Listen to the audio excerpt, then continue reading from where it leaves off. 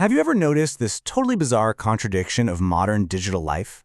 Seriously, think about it. The exact same person can act like two completely different human beings, depending entirely on where they are on the internet. In one space, they might be incredibly harsh, leaving these vicious comments they would literally never dream of saying out loud. But then, on another app, they present this perfectly polished, entirely unproblematic, and frankly, completely unrealistic version of their life. It's a fascinating split. So in today's Explainer, we are going to dive right into the architecture of these digital spaces and look at exactly how they manipulate our behavior. Right, so here is the central paradox of our entire online experience. We're looking at a mirrored reality. On one side, we attack without any consequence when we're hidden behind an anonymous username. But on the exact opposite side, we perform without any real truth when our real names and faces are visible. It's almost as if the digital world has pushed us out to the two absolute extreme edges of human behavior, leaving that messy, authentic middle ground just completely empty. So how in the world did we get here? Part 1. The Unseen, Anonymity and Cruelty. Let's start with the first extreme and look at what happens when we step into anonymous or even semi-anonymous spaces. Places where nobody actually knows who we are. Think about the physical bricks of ordinary human interaction. Like, what actually stops you from just insulting a random stranger in a coffee shop? Well, it's the eye contact. It's seeing those tiny micro-expressions on their face. It's hearing the hurt or maybe the sudden anger in their tone of voice. Online, every single one of these biological breaks is just missing. Poof, gone. Without a physical presence to command respect or any real-time consequences for bad behavior, it becomes frighteningly easy to treat other living, breathing people as mere objects or targets. We essentially start processing human beings as just text on a screen, which drastically, and I mean drastically, lowers our empathy. And that leads us straight to this really specific phenomenon of digital road rage. You've definitely seen it in comment sections and anonymous forums. Every day, normally polite people suddenly feel completely emboldened to leave these vicious, cruel remarks. They say things they would never, ever say face-to-face, simply because they feel like they're just shouting into a void. And it escalates so quickly. What might be a minor, passing disagreement in person can turn into days of intense flaming online. You get massive numbers of people taking sides, firing off dozens of hostile messages, all because that barrier of physical consequence is entirely gone. So the absolutely crucial takeaway here is this. When the human behind the screen is forgotten, cruelty literally just becomes casual. People very often use these anonymous spaces to just vent their own personal unhappiness. They displace their own frustrations by lashing out at total strangers.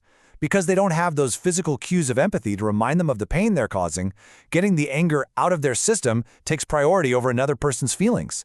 It's not just about being mean, really. It's a profound failure of imagination. It's a complete inability to remember that there is an actual real person sitting on the receiving end.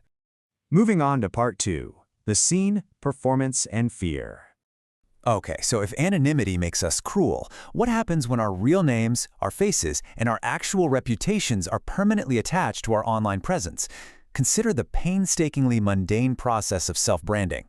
Let's be real, we've all been there. You want to post something seemingly casual, but step 1 quickly morphs into step 2. You delete, you edit, you rewrite, all out of this deep underlying fear of judgment. Then you polish the wording to sound, effortlessly witty. You might use software to shrink or smooth your photos.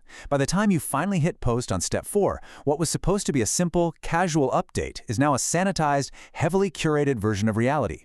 Even a simple post becomes this agonizing performance where you're terrified of making a mistake that's going to live online forever.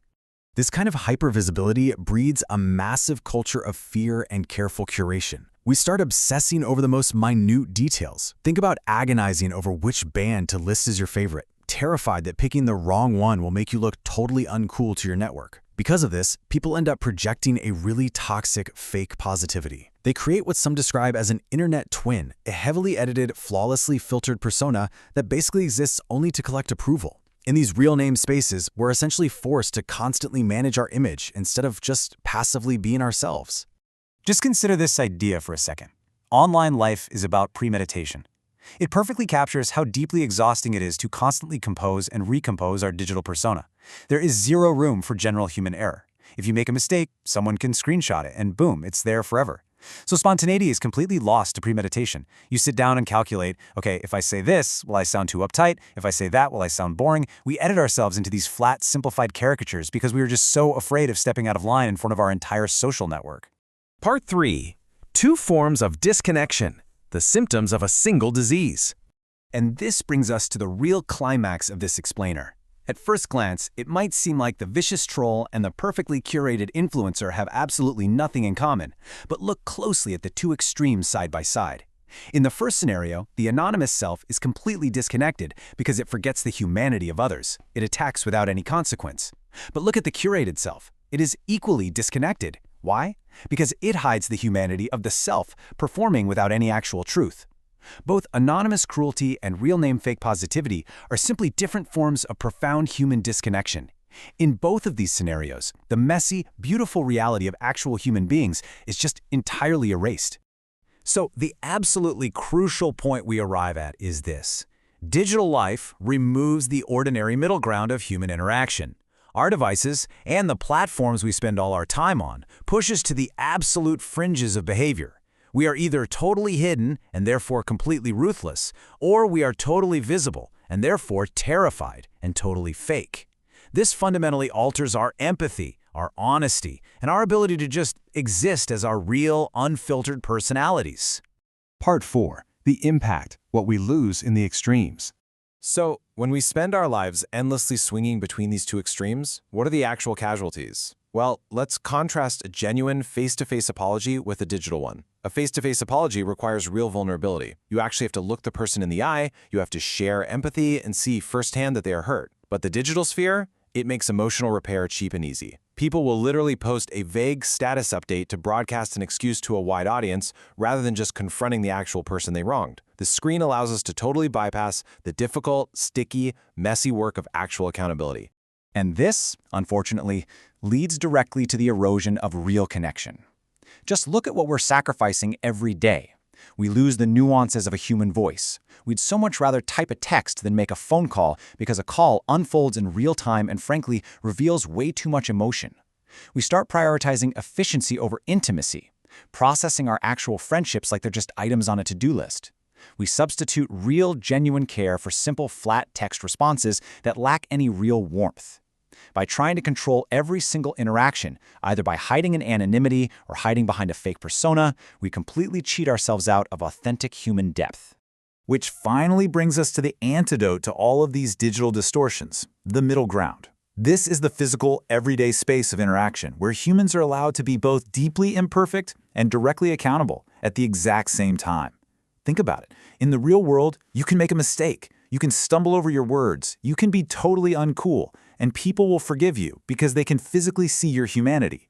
And if you cross a line, you're accountable right there, in the moment. We have to consciously step back into these spaces where we can just, honestly, passively be ourselves. Part 5. Reclaiming the middle ground, a grounded reflection. As we wrap up this explainer, it is super vital to point out that the goal here is absolutely not to throw your phone in a lake in a panic or completely abandon the internet. Digital life is here to stay, but the goal is to clearly recognize how the underlying architecture of these spaces actively manipulates our behavior so that we can finally resist the pull to those extremes. And I want to leave you with this final, incredibly powerful mantra to carry into your digital lives.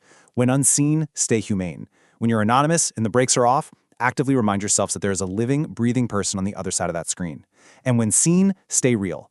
Drop the exhausting performance, let yourself be imperfect, unpolished, and spontaneous.